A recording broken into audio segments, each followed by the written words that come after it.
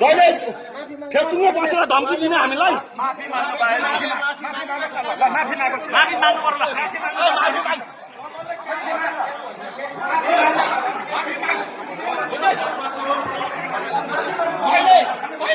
दाजुभाइलाई गोली खाँदाखेरि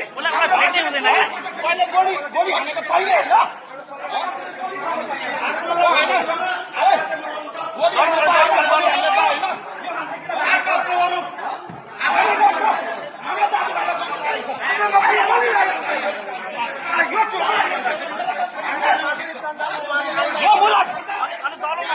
गद्दारलाई यहाँ बोलाउने लिम्बूको गद्दार लिम्बूको गद्दार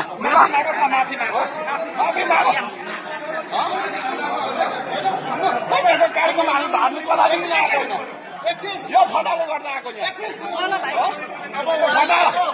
दिदी छोड्नु दिदी तपाईँले हामीलाई सम्झाउने कुरा छैन के मानेमा सम्झाउनु माफ माग्नु के मानेमा सम्झाउँदै हुन्छ हाम्रो लागेको मान्छे बेलुका खारिज गर्नु अनि सम्झाउनु हामीलाई बुझ्नुभयो तपाईँहरू फटा बिक्री भएर आफ्नै दाजुभाइमाथि गोली चलाउने आफ्नै दाजुभाइमाथि गोली चलाउने ठक्क मुला लिम्बूहरू ठक्क बुखाउतिरहरू जाठा हो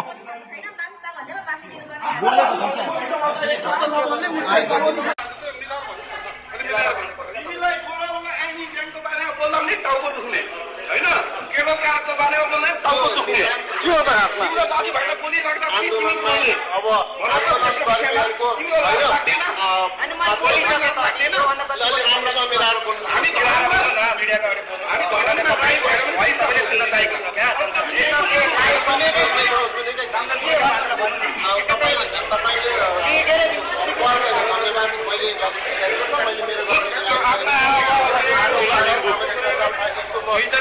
गाली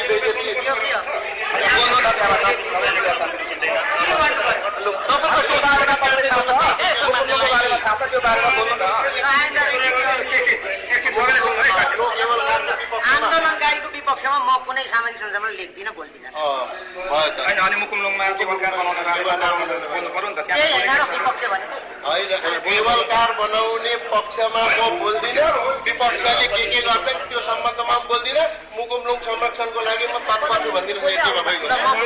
तपाईँले किनभने तपाईँले पैसा खायो भनेर हारेर भएको छ नि त चिन्नु पर्यो त्यो अरू हुनाले अब अहिले आउँछ पक्षमा लाग्ने कि तपाईँ